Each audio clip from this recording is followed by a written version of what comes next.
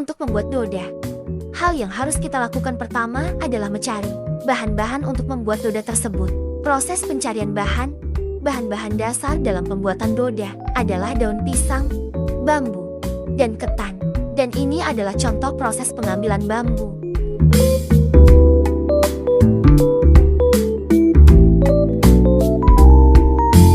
Dan ini adalah contoh proses pengambilan daun pisang. Daun pisang berfungsi sebagai pelapis ketan agar tidak melengket pada saat dimasukkannya ketan di dalam bambu.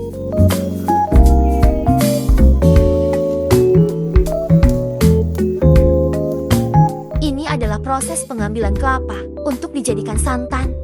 Santan berfungsi sebagai perasa agar doda yang kami buat menjadi lebih gurih dan nikmat untuk dinikmati.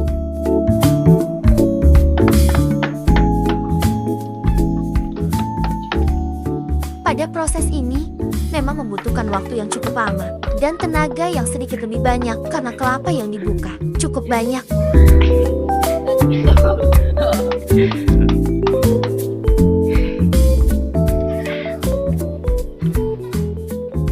Setelah dikupas, kelapa tersebut dicuci bersih sebelum memasuki proses pemarutan.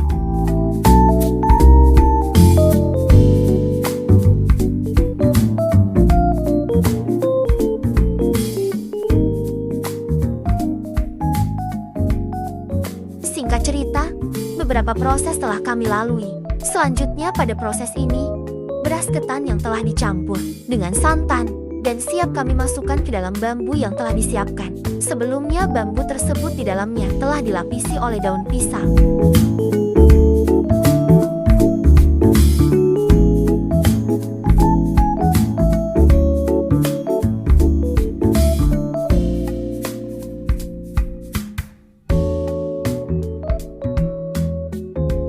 Pada proses ini memakan waktu yang cukup lama, jadi kami melakukan tahap ini bersama-sama.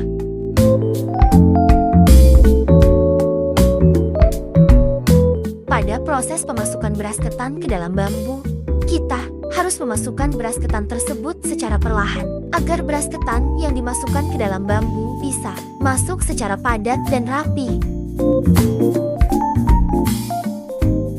Beras ketan yang telah dimasukkan ke dalam bambu akan disusun secara rapi sebelum memasuki proses pembakaran.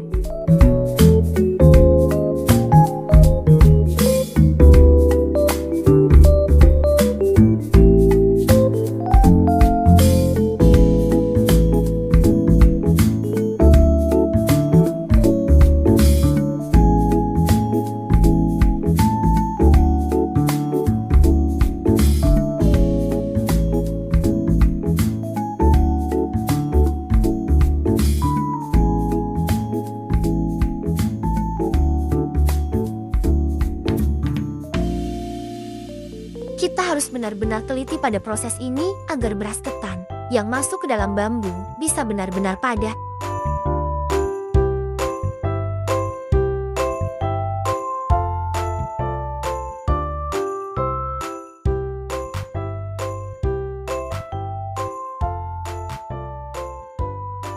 Setelah disusun, bambu yang telah diisi oleh beras ketan diangkat dan disusun lagi di tempat pembakaran. Sebelum kami mempersiapkan bahan-bahan untuk melakukan pembakaran pada bambu yang berisi beras ketan tersebut.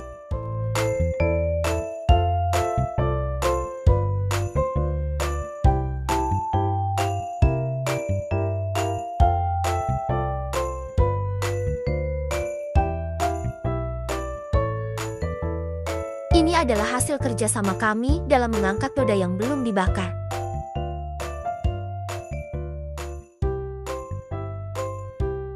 Singkat cerita, kami telah mempersiapkan bahan-bahan untuk membakar doda yang tadi telah diangkat. Bahan-bahan tersebut diantaranya kayu bakar yang telah dibelah menjadi kecil-kecil dan batang kayu sebagai penyangga doda. Kayu bakar yang telah disusun disiramkan bensin agar lebih mudah terbakar.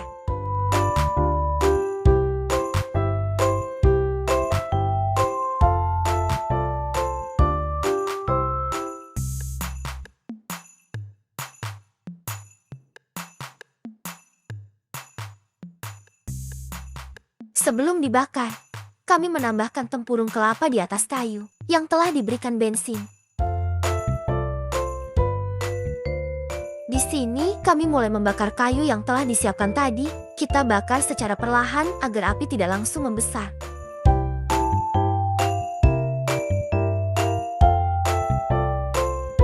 Diperlukan kehati-hatian dalam proses pembakaran ini, agar orang yang melakukan pembakaran tidak terkena api. Ini adalah penampakan ketika api sudah mulai menyala.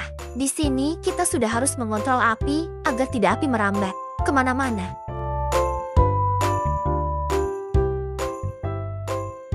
Agar kayu dapat mudah terbakar dengan aman, kami menambahkan pelepah kelapa yang sudah kering di atasnya.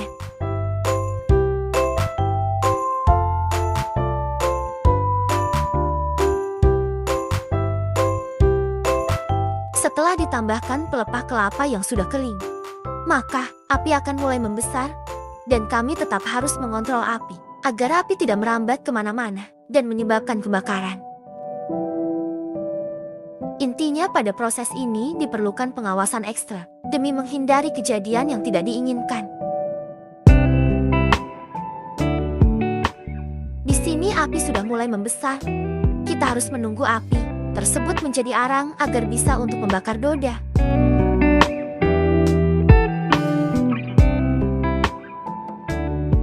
Di sini kami kembali menambahkan tempurung kelapa di atas tumpukan kayu yang telah terbakar agar arang yang didapatkan bisa lebih banyak karena proses pembakaran akan memakan waktu yang cukup lama.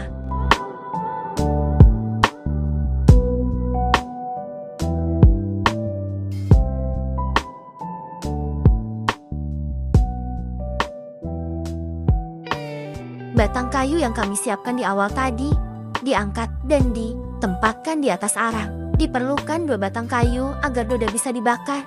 Batang kayu yang pertama ditempatkan di sebelah atas dan batang kayu yang kedua ditempatkan di sebelah bawah. Batang kayu tersebut berfungsi sebagai penyangga doda agar bisa dibakar di atas arang nantinya.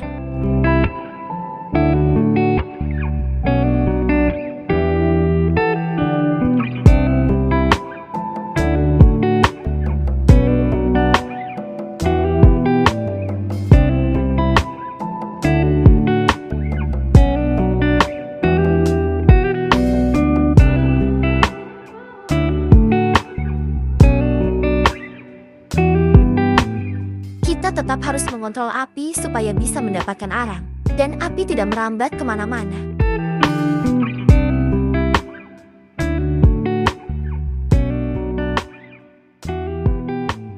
Diperlukan kesabaran dalam proses ini karena jika kita mulai membakar doda dengan api yang besar, itu akan membuat bambu pada doda tersebut menjadi ikut terbakar karena api yang masih membesar.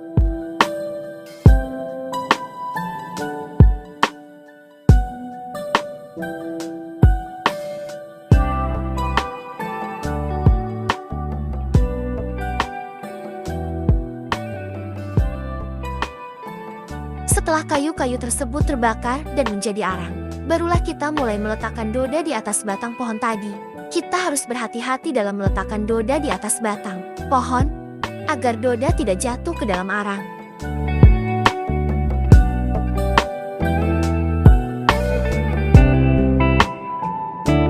Untuk mempersingkat waktu, kita lakukan ini bersama-sama, karena jika dilakukan sendiri pasti akan sangat memakan waktu. Proses pembakaran doda sendiri memakan waktu kurang lebih sekitar 3-4 jam.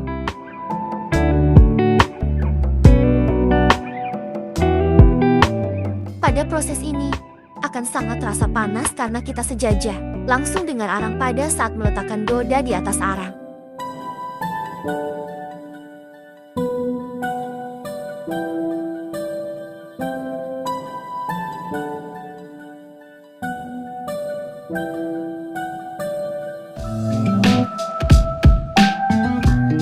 Tetap hati-hati jangan sampai doda jatuh ke dalam tumpukan arang. Jika jatuh itu akan membuat bambu doda menjadi rusak.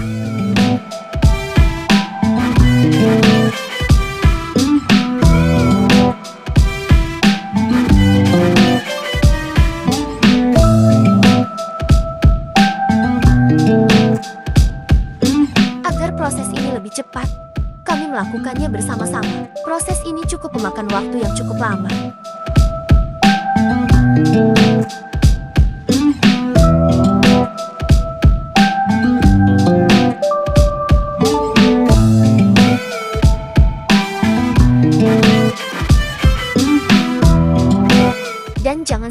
apa untuk membolak-balik doda yang telah diletakkan di atas arang tadi. Tujuan pembolak-balikan doda di proses ini agar doda bisa matang secara merata.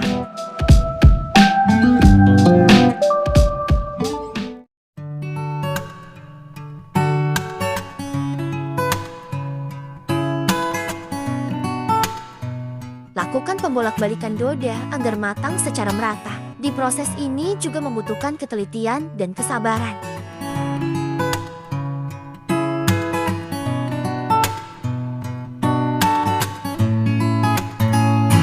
Intinya pada proses ini kita hanya perlu membolak-balikan doda hingga matang. Di proses ini memakan waktu yang cukup lama, bisa memakan waktu hingga 3-4 jam.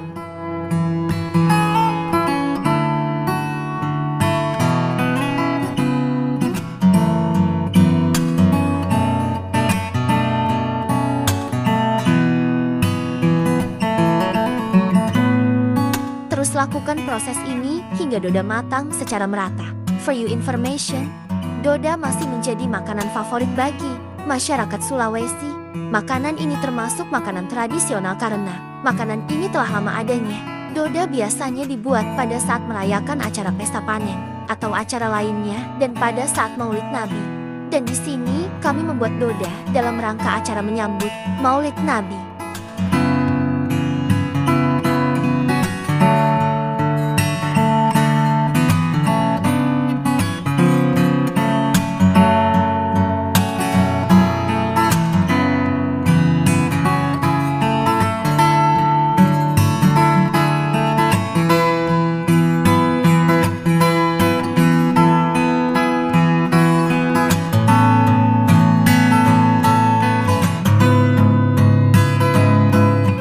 Lakukan proses pembolak-balikan ini secara terus-menerus hingga doda matang. Dan ini adalah proses wawancara dari salah satu teman kelompok kami tentang pembuatan doda. Jadi kalau kamu sebagai mengenai pembuatan doda dan doda itu sendiri, itu apakah tiap daerah yang ada di Kecamatan Tapango melaksanakan tradisi pembuatan doda? Secara umum di Kecamatan Tapango mungkin etnisnya beragam ya, bukan hanya itu yang ada di Tapango ini, suku Mandar, suku Batai, dan ada juga suku Jawa, dan juga beberapa daerah yang mendiami wilayah itu mayoritas orang Jawa itu tidak melakukan tradisi pembakaran doda. Hanya daerah-daerah misalnya Rito, Tapango, Kalibua, apalagi dan daerah-daerah yang mayoritas Patinjo atau Patai, itu yang melakukan pembakaran doda, atau secara umum mayoritas suku Mandar. Bagaimanakah tahapan pembuatan doda? Untuk tahapannya sendiri banyak sebenarnya yang dipersiapkan. Mulai dari pemilihan bambunya, ini tidak semua jenis bambu bisa digunakan. Yang memang ada jenis bambu khusus.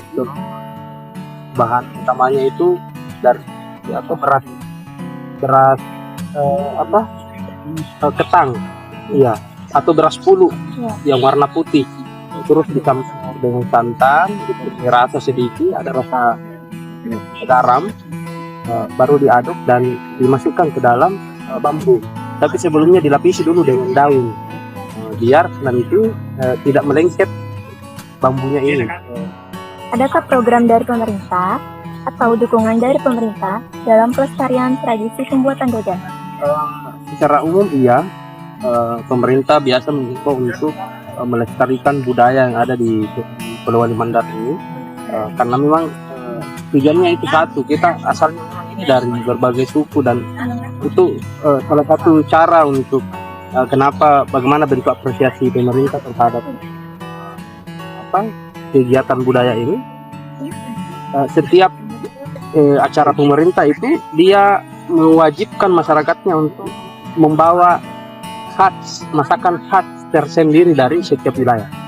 Itu seperti itu bentuk apresiasi pemerintah. Bagaimanakah harapan Anda terhadap tradisi pembuatan doda? Ya, harapannya kita sebagai masyarakat ini berharap pemerintah terus mensupport dan melestarikan dari Pulau ini, agar perubahan zaman apapun ini, kultur kita itu tidak hilang. Seperti itu. Namun, cara seperti apa yang bisa dilakukan agar tradisi pembuatan doda tetap lestari?